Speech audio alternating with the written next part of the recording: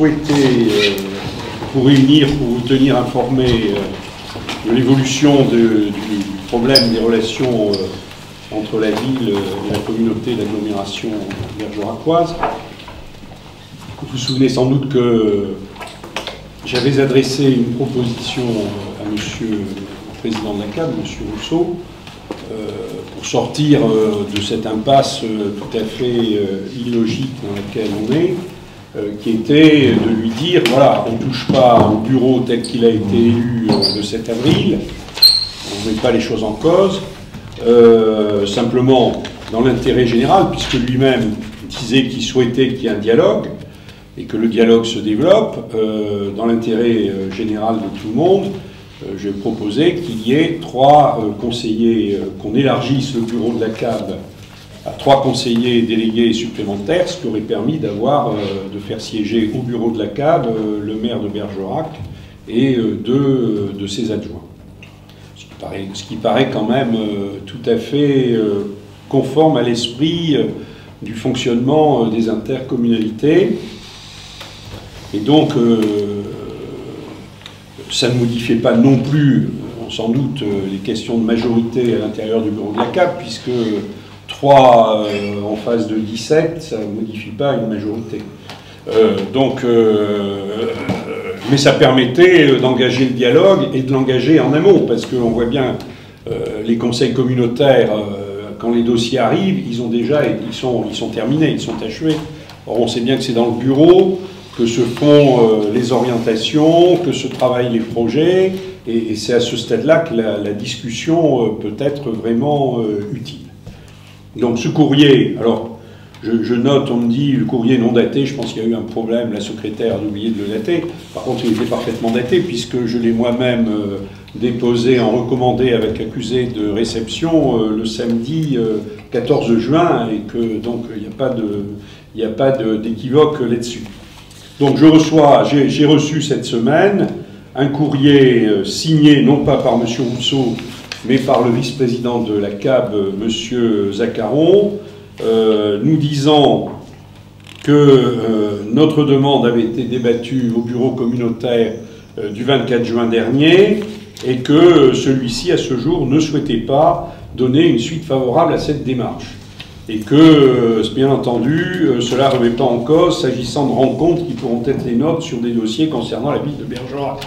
Je suis désolé, on est au sein d'une intercommunalité, on ne traite pas avec Bergerac comme si c'était une entité extérieure à l'intercommunalité. C'est bien pour ça qu'on demande à être représenté au sein du bureau de l'intercommunalité. Alors moi, je voudrais dire que cette réponse, quand même, pose beaucoup de problèmes. Elle pose des problèmes d'abord parce qu'on n'est quand même pas sans avoir quelques contacts avec les autres élus et avec un certain nombre d'élus de l'intercommunalité, y compris des gens qui sont a priori politiquement proches de M. Rousseau et qui nous disent très clairement qu'eux étaient tout à fait favorables à ce que la solution qu'on avait proposée soit acceptée. C'est-à-dire que c'est des gens raisonnables et qui se rendent bien compte qu'on ne peut pas continuer à fonctionner longtemps de cette façon. Donc je dirais, visiblement, au sein du bureau de la CAB, le courrier qui nous est adressé ne reflète pas vraiment les positions à l'intérieur du bureau de la CAB, y compris, d'après ce que j'ai compris, celle de M. Armand Zaccaron lui-même, qui, d'après ce que j'ai compris, j'ai eu l'occasion d'en parler un petit peu avec lui l'autre jour lors du dernier conseil communautaire, a une position infiniment plus ouverte. Donc tout ça est un petit peu étrange. Deuxième chose que je voudrais dire, c'est que quand il y a eu l'élection des exécutifs des intercommunalités au lendemain des dernières municipales, on sait très bien que des situations comme celle de Bergerac, il y en a pas un grand nombre, mais il y en a un certain nombre sur le territoire national. C'est-à-dire que le maire battu a réussi à se faire élire président de l'intercommunalité. C'est le cas à Argenteuil, c'est le cas à Béziers, en ce qui concerne des communautés d'agglomération, et sur des intercommunalités moins importantes, c'est le cas par exemple à Oloron-Sainte-Marie. Mais dans tous ces cas-là, les élus, au moins de la ville-centre, sont présents et il y a eu, on leur a permis d'entrer dans les bureaux communautaires. Je crois même qu'à Béziers, ils ont obtenu 3 vice-présidences, d'après les informations que j'ai. Qu'à Oloron-Sainte-Marie est représenté au bureau de l'intercommunalité. Qu'à Argenteuil, où il y a un conflit, Argenteuil est quand même dans le bureau de l'intercommunalité, ne serait-ce que pour une raison très simple, c'est qu'il n'y a que 2 communes, je crois, dans cette intercommunalité, il n'y a que Beson et Argenteuil. Bon. On est donc la seule intercommunalité de France où la ville-centre n'ait pas de représentation, la municipalité de la ville-centre ne soit pas représentée au bureau de l'intercommunalité.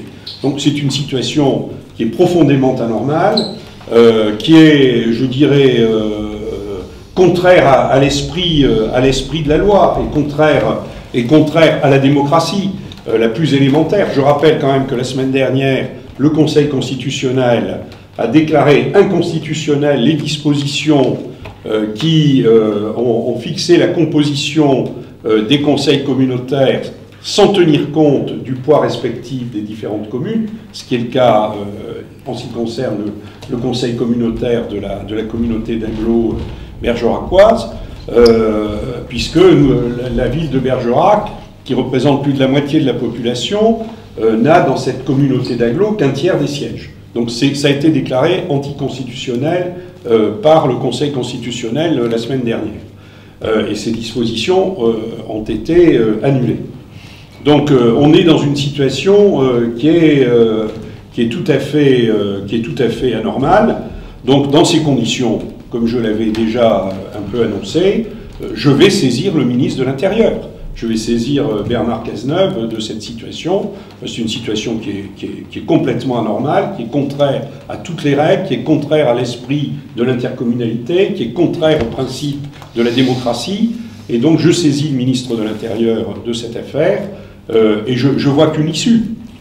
Si la raison ne l'emporte pas du côté de la CAB, moi ce que je vais proposer au ministre, c'est qu'on vote une disposition qui permettent la représentation de la commune centre ou des communes qui pèsent un certain poids dans une intercommunalité quand elles sont délibérément écartées du bureau de l'intercommunalité. Et dans le cas de Bergerac, je rappelle que la ville représente plus de la moitié de la population.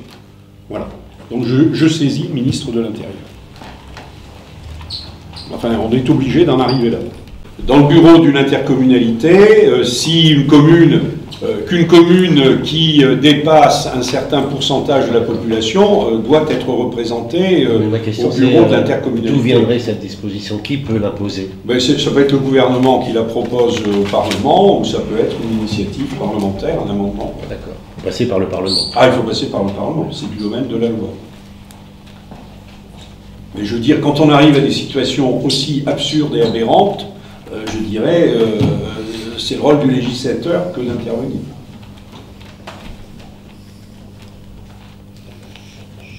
Ça risque de prendre du temps, donc.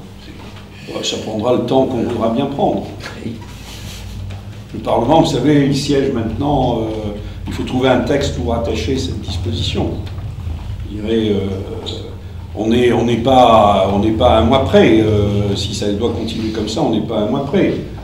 On est là pour 6 ans, donc je veux dire, on peut attendre quelques mois, s'il faut quelques mois. Mais on ne peut pas rester comme ça.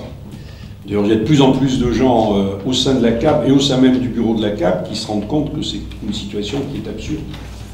Sans vouloir fouiller les plaies, à quoi attribuez-vous ce blocage? Puisque vous dites, M. Zaccaron, qui pourtant signe ce papier, lui était plutôt favorable à votre proposition. Moi, quand j'en ai parlé, il avait l'air plutôt favorable. Ouais. Comment j'attribue ce blocage à M. Rousseau et à certains de ses proches, qui n'acceptent pas le face-à-face. Enfin, on le sait depuis longtemps, d'ailleurs. D'accord. Je veux dire, il y a un moment, il faut accepter de se parler. Une mauvaise volonté, quelque part. Écoutez, moi, chaque fois que j'ai proposé un débat avec M. Rousseau, il l'a toujours refusé. Chaque fois qu'il y a eu des propositions par les radios ou les télévisions locales proposant qu'il y ait un débat, il les a toujours refusés. Je veux dire, il y a visiblement un problème. Il y a visiblement un problème. Je ne suis pas le seul à le dire. Est-ce Est-ce que vous avez essayé de le contacter directement après réception de ce courrier? Mais écoutez, un courrier, je veux dire, d'abord, c'est une décision qui doit être délibérée avec les gens du bureau de la CAM. Donc voilà. C'est là que c'est complètement aberrant. Moi, ma proposition, elle est parfaitement claire. Ce courrier signé de M. Zaccaron, pas directement de M. Rousseau. Mais c'est caractéristique de sa façon d'agir. C'est-à-dire qu'il ne répond même pas personnellement. C'est quand même assez extraordinaire. Cette manière de se dérober de façon permanente, ça traduit, c'est quand même un problème de personnalité. Il faut dire les choses comme elles sont. Cela traduit un autre mépris aussi, qui est celui des citoyens. Parce qu'on veut bien des impôts des Bergeracois, mais on ne veut pas de leurs représentants. Alors, dans la vie, on ne peut pas avoir le beurre et l'argent du beurre. C'est pas possible, ça. Ça ne marche pas comme ça. Justement, à ce propos, est-ce qu'il est tout à fait absurde? Enfin, est-ce que vous avez pensé à quelque chose comme un appel au peuple? Enfin, justement, faire appel aux Bergeracois pour essayer de régler ce différend, après tout, entre personnes et qui n'intéresse personne. C'est pas un différend entre personnes, c'est plus profond que ça. C'est pas un différent entre personnes. Moi, ça ne me gêne pas du tout de me trouver en face de M. Rousseau, président de l'intercommunalité, et d'avoir à débattre avec lui des problèmes de l'intercommunalité bergeracoise. Pour moi, il n'y a aucun problème. Non, mais pour dépasser ce combat des chefs, si je peux m'exprimer comme ça... C'est pas un combat des chefs. C'est pas un combat des chefs, puisque nous, on a accepté ce qui s'est passé le 7 avril, hein, alors qu'il y a quand même beaucoup de gens qui considèrent que c'est quand même pas très conforme à l'esprit de la démocratie. Donc on a dit on accepte ce qui s'est passé. La seule chose qu'on demande, c'est que le dialogue s'instaure au sein du bureau de la CAB, ce qui est quand même le minimum. Et la solution qu'on a proposée, c'est vraiment une solution à minima. On n'a pas demandé de vice-présidence. On a dit simplement, on souhaite des postes de conseillers délégués. Bon, pour que la discussion, parce qu'il y a un certain nombre de sujets importants dont il faut à un moment discuter. Ça ne veut pas dire qu'on sera forcément d'accord, mais au moins on peut en discuter. Et je veux dire, c'est quand on commence à discuter des choses qu'on arrive à les faire avancer. Tout le monde le sait bien. Et justement, le fait de ne pas remettre en question les élections du 7 avril, ça permettait aussi à l'ensemble des communes qui ont une vice-présidence et qui sont déjà représentées de le rester. Et donc, en respectant parfaitement une élection qui s'est déroulée, mais dans lequel, effectivement, le fait que Bergerac ne soit pas représenté, c'est une problématique. Parce que quand 50% de la population est exclue d'un bureau de décision, il se pose un problème démocratique basique. Non mais justement, est-ce que vous ne pourriez pas passer par-dessus ou dessous, je ne sais pas, qu'est-ce que vous voulez faire? Qu'est-ce que vous voulez qu'on fasse? Je ne sais pas, demander aux 27 communes de s'exprimer, de dire écoutez, qu'est-ce que vous voulez, quoi, par exemple. Mais je crois qu'ils commencent à s'exprimer un peu. C'est pas une pétition, j'en sais rien. Non mais enfin, je crois qu'ils commencent à s'exprimer un peu.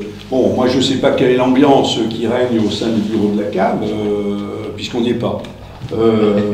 Mais ce qui est sûr, c'est qu'on voit de plus en plus d'élus qui commencent à dire, bon, il y a le temps qui peut faire son œuvre aussi, mais on voit de plus en plus d'élus qui nous disent c'est une situation qui n'est pas normale, voilà. Y compris de gens qui au départ étaient aux côtés de Dominique Rousseau, qui se rendent bien compte et qui reconnaissent que notre proposition, elle est quand même à la fois, elle n'est pas exorbitante et elle est légitime. Voilà. Le problème, c'est qu'il y a un certain nombre de pressions qui certainement se font sur des communes qui ont plus ou moins les moyens de pouvoir y répondre aussi. Et je pense quand même que le fait d'être les maires des petites communes ont souvent des budgets restreints, beaucoup de thèmes à couvrir, que à la différence de communes, ils ont souvent peu de personnel municipal. Bien sûr, bien sûr. Et donc, peut-être n'ont-ils pas complètement toutes les cartes et tous les moyens pour s'opposer à un certain nombre de choses. Dommage. De quelle pression parlez-vous? C'est-à-dire l'attribution d'investissements, de subventions, etc. Non, mais moi, la seule solution qui nous reste là, c'est de saisir le ministre de l'Intérieur. Hein, c'est ce que je fais. je vais faire dès ce week-end. Je vais écrire. Bernard Cazeneuve, je le connais quand même un peu. C'est quelqu'un de sérieux et c'est un démocrate, donc c'est quelqu'un qui aime la transparence, donc je vais le saisir. Mais il est regrettable d'en arriver là. Parce que dans un état de droit, je veux dire qu'un échange de courrier comme celui-là aurait dû se solder par une décision favorable. Ce qui aurait complètement arrêté d'abord cette situation qui n'est pas favorable, qui n'est pas propice à rien, à aucune construction de projet, et qui ensuite n'est pas très respectueuse des citoyens. Non, mais c'est paradoxal, parce que le point de vue que vous défendez est manifestement majoritaire, et il est raisonnable et majoritaire. Or, vous vous heurtez à une minorité agissante. Voilà, comme vous dites. Et je vois que le dossier, il y a quand même une chose d'ailleurs, à chaque fois qu'on reçoit un courrier de la CAM, on voit que le dossier est suivi de manière insistante par M. David Bonin. Voilà, on finit par se demander qui est le vrai patron de la CAM. Oui, c'est ça, c'est quand même très particulier. Oui, c'est un peu particulier. On cherchait un tambour pour demain, c'est parfait. Hein? Je cherchais un tambour pour demain, c'est parfait. Mais voilà, on vous en offre pas. En même temps, M. Rousseau pourra toujours vous dire que vous avez peut-être réagi un peu tardivement, parce qu'il y avait cette main tendue. Attendez, il n'y a eu aucune main tendue. Il y a quand même eu une chose qui s'est passée quand il y a eu l'élection du président de la CAM. Moi, je rappelle quand même comment les choses se sont passées. J'ai été candidat. J'ai pris la parole le premier. J'ai dit, si je suis élu président de la CAB, j'ai dit, je demanderai une suspension de séance aussitôt pour rencontrer l'ensemble des maires, pour que ceux qui ont voté pour l'autre candidat ne soient pas écartés du bureau de la CAB. C'est ce qui se passe, d'ailleurs, ce que je fais observer, c'est ce qui s'est passé à Périgueux avec M. Ouzou. M. Ouzou est un démocrate et il a tout de suite engagé le débat pour que les autres communes soient représentées. Bon, M. Rousseau n'a pris aucun engagement de cet ordre. Quand il a été élu, aussitôt le processus, il n'y a eu aucune suspension de séance, il n'a pas demandé qu'on arrête pour essayer d'ouvrir le dialogue, il a aussitôt, dans la foulée, fait élire les autres, ce qui veut dire d'ailleurs très clairement que tout avait été orchestré à l'avance. Il a présenté des candidats. Voilà, tout était orchestré à l'avance. Il n'a pas fait d'ouverture. Cette main tendue est pure stratégie. Et après, il a dit « je tends la main ». Alors, c'est bien en réponse d'ailleurs à sa lettre proposant le dialogue que j'ai proposé, moi, cette solution. Parce qu'il ne suffit pas de dire « on propose le dialogue », il faut expliquer, il faut dire comment on organise le dialogue. Sinon, excusez-moi, si ça doit être, c'est ce que j'ai dit l'autre jour, si ça doit être uniquement le camp du drap d'or ou l'entrevue de Tilsit, je vois pas tellement l'intérêt. Hein. Ça, c'est de la com, mais c'est pas c'est pas de ça dont on a besoin. Aujourd'hui, c'est de traiter les affaires locales. D'autre part, en termes chronologiques, même lorsque M. Rousseau a fait cette proposition, le temps de réunir et de son côté la CAB et nous de notre côté l'ensemble des conseillers municipaux, il s'est écoulé 14 jours. Entre sa proposition et notre réponse. 14 jours après, les conditions ont radicalement changé qui font que tout d'un coup une main tendue ne l'est plus. Enfin, ça tient pas debout une telle réaction par rapport au délai 14 jours en termes, je dirais, par rapport à une commune et une intercommunalité. C'est un délai qui est court, qui est tout petit. Parce que et puis il n'y avait aucun délai qui était proposé, il n'y avait aucun délai fixé. Il ne nous a pas dit, voilà, faites-nous des propositions dans les... Voilà, je veux dire... curieusement, le délai était interrompu à partir du moment où on avait répondu, quoi. Voilà.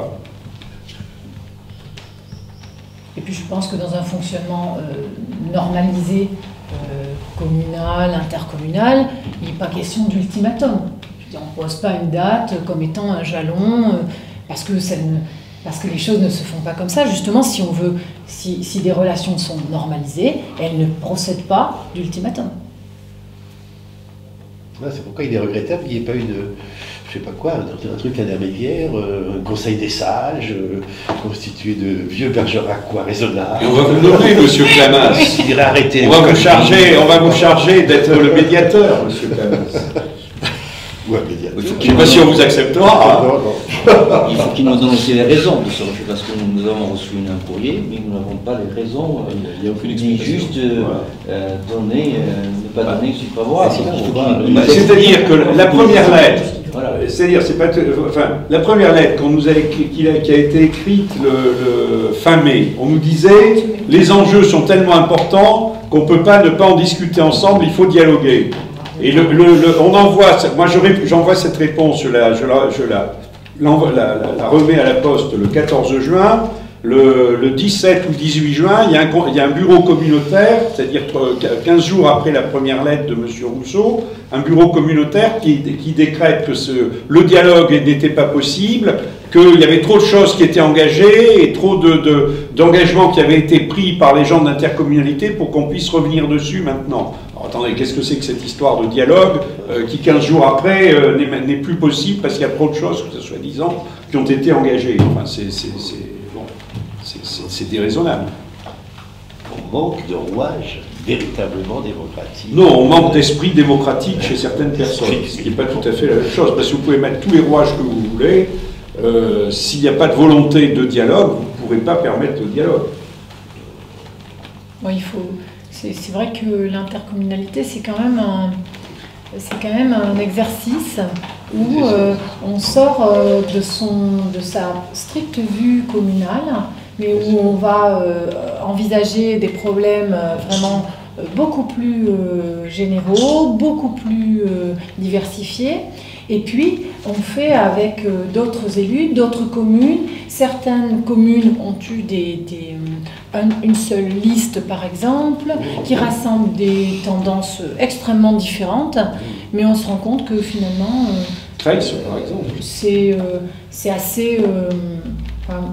pour ce qui est de mon secteur, par exemple, l'élu en charge de la politique de la ville, Madame Trappi, est quelqu'un de... Oui, parce qu'en plus, on a des élus, c'est tout à fait très vrai. abordable. On a des élus qui sont demandeurs de travailler avec nous. C'est ça qui est absolument extraordinaire. Madame Trappi, elle m'a demandé, elle souhaite travailler avec nous sur la politique de la ville. Elle l'a dit également à Gaël Blanc. Donc je veux dire qu'elle était même prête à discuter en dehors de toutes ces histoires. Parce qu'il y a des gens qui se rendent compte qu'on ne peut pas travailler comme ça. On ne peut pas continuer comme ça. Je sais que M. Delmarès était favorable à la solution qu'on proposait. Il faut dire les choses comme elles sont. Donc je veux dire, il y a un moment, ça ne peut plus continuer comme ça. Ça reste quand même, monsieur le maire l'a rappelé, une situation unique en France. C'est la Il seule y a qu'ici qu'on ne communauté où la ville-centre n'est pas représentée au sein de la communauté d'Aglo. C'est quand même... c'est incroyable. La municipalité de la ville, ils peuvent dire que la ville-centre est représentée par M. Rousseau. Enfin, la municipalité n'est pas représentée. Et en tout cas, je veux dire, la municipalité, c'est le maire plus 2 ou 3 de ses équipiers. Jean-Jacques Rousseau n'est pas là, mais enfin, la volonté générale n'est pas l'addition des volontés particulières. Donc, nous manquons d'expression de la volonté générale. Mais écoutez, alors là-dessus... Excusez-moi. Non, mais je suis entièrement d'accord avec vous, ça c'est un autre problème. Moi, ça fait, non pas, c'est pas depuis les dernières élections que je suis favorable à l'élection des exécutifs des intercommunalités au suffrage universel, ça fait 10 ans que je défends cette position. Alors, c'est pas d'hier. Et je l'ai défendu à la tribune de l'Assemblée nationale, et je l'ai défendu, c'est pour des raisons pour lesquelles j'ai rejeté la loi de 2010, et je l'ai défendu aussi à l'époque où j'étais en charge du programme de République solidaire. La zone de Bergeracois est exceptionnelle à de nombreux titres.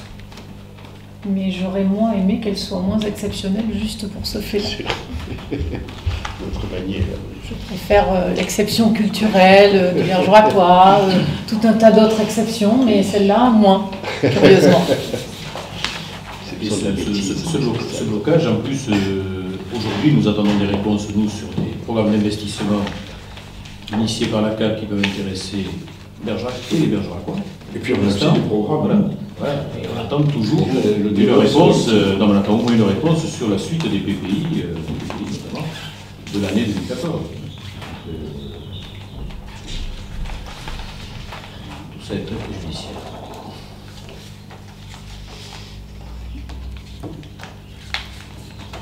Voilà, on vous a tout dit là. Bon, et quand j'aurai fait ma lettre à M. Cazeneuve, je vous en enverrai une copie. Elle partira ce week-end, Elle partira en début de semaine. Il faut que je prenne le temps. Je prenne le temps de la. Est-ce que vous allez prévenir la CAB justement Oui, Mais bien sûr, j'en enverrai une copie.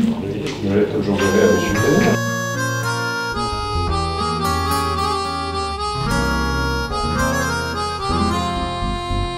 Sarah